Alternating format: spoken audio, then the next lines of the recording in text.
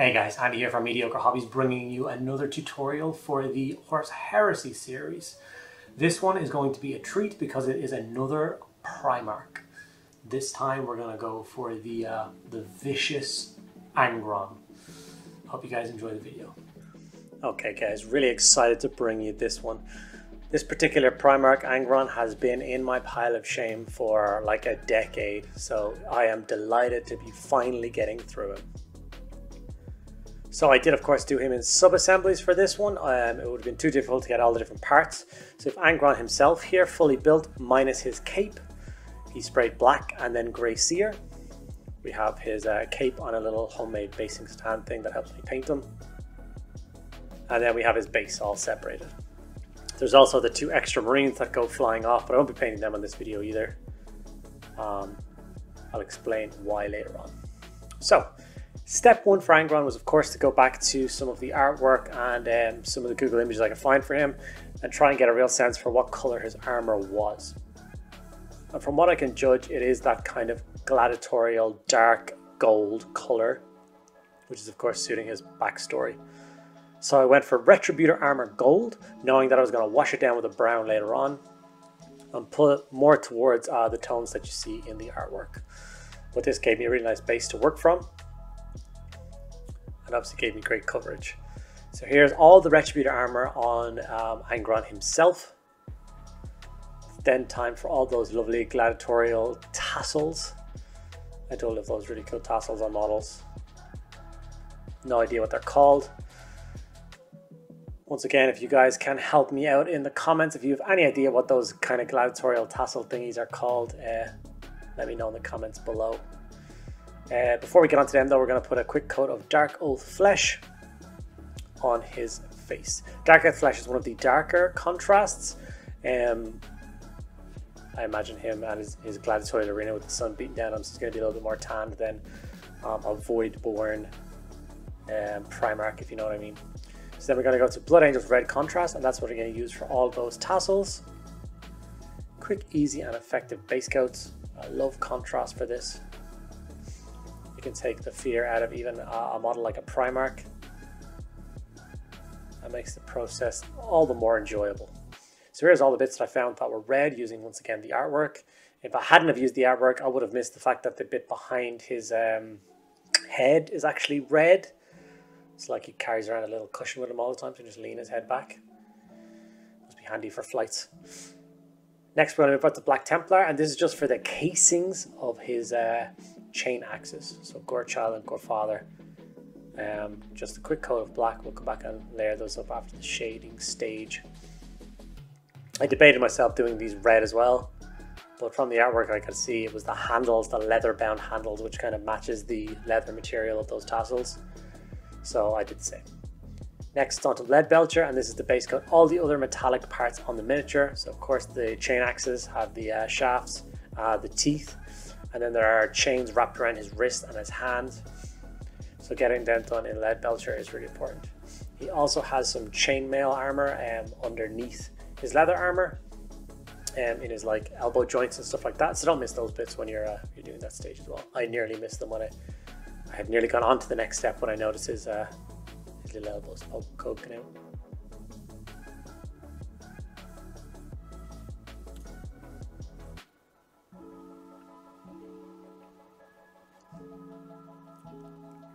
He's such a beastly model. Here's those chains I was talking about. You think there's a lot of chains here. Just wait until you start on this cape. Oh my god. So Gore-Grunta Fuur is the contrast of choice for getting the cape started. And I basically went entirely covered the cape with Gore-Grunta Fuur, front and back. It's a lovely colour, and it did work fantastically as a base coat for all those tones later on. Even things like the skulls and stuff, it's a base coat, a fantastic base coat for.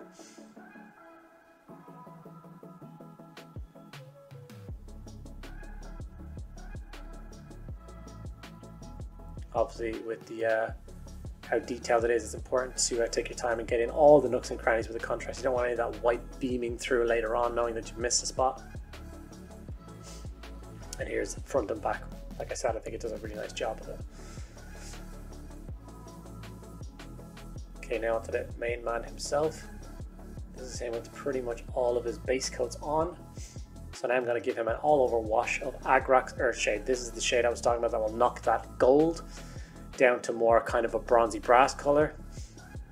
And it works fantastically for his armor. It's so detailed, there's so many ridges and stuff for the shade to pool really nicely and make all that detail scream out.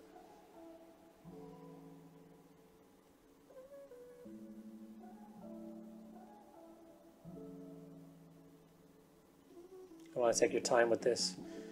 You don't want it to pool anywhere it's not supposed to, or leave any nasty streaks anywhere, especially on a model like this that people will be paying attention to. So here it is with all of the shade applied. As you can see, it has knocked down that armor quite significantly. I'm going to take a break now, kind of get a few other bits and pieces done, and come back to you. As you guys can see, this model is quite in depth.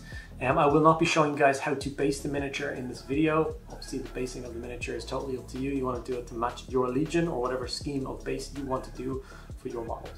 Having said that, I just want to thank you guys for watching the video this far. If you are enjoying it, make sure you hit the like button. If you have any questions about anything that I am doing, make sure you drop them in the comments below and I will get back to each and every one of you guys. If you see real value in what I do, there's two main ways that you can support me. One, hit that subscribe button. Only about 25% of the people that watch my videos are subscribed to my channel, so it would mean a lot to me if you guys hit that button. And there are links to things like my Patreon and stuff below. Thank you guys so much for watching, then let's get back to the video. So although I said I will not show you how I base this or show you the process, I will walk you through what I'm doing. So I'm doing a more Martian scheme.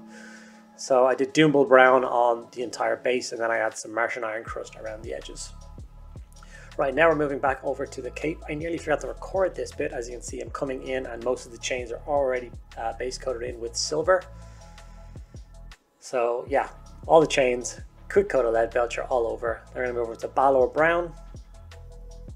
And we're going to layer up all of those skulls. I thought he had more skulls on him actually, but he only has about 4 or 5 going through the cape. And none hanging down anywhere else on his person.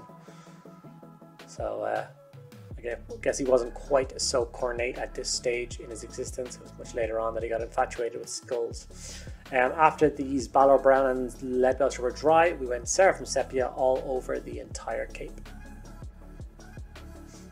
This knocked down the chains, being bright and gaudy, and it shaded down the Gore-Grunta Fuur and the Balor Brown skulls perfectly. I quite like to imagine these skulls to be quite old. Some old champions he fought in the arena that he's quite proud of.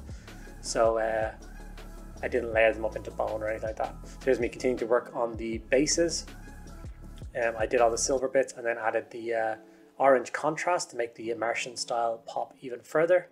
And I also started painting up that Sons of Horus I've done on the base. So now we're into the layering stage of the miniature. So we're using Leadbelcher. And we're just going back to all those metallics that we did previously.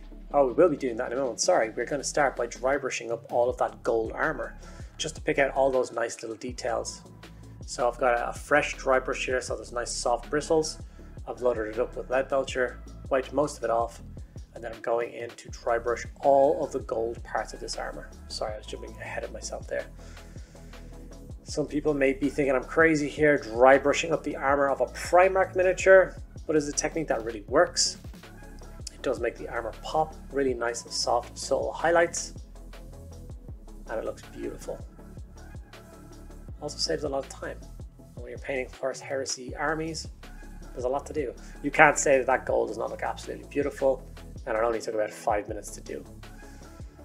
I love how it turned out. Back obviously isn't amazing, but that gets covered by his entire cape, so I'm not really worried about that bit. Next, it's on to the Mephiston Red base, and that's what we're going to use to layer up all of those tassels.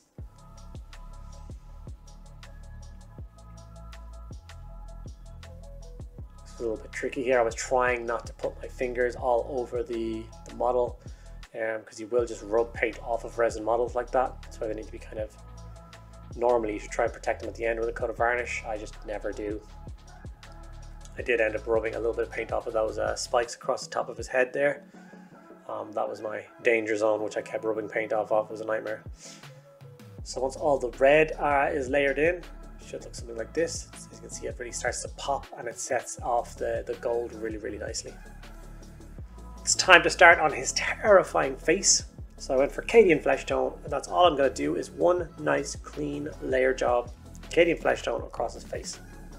I don't want to go into that Kislev flesh, brighter highlight. Like I said, I imagine him to be more kind of Greek Roman-esque skin, that kind of thing, so more like sun-kissed almost. It's just a little bit more brown than kind of normal skin.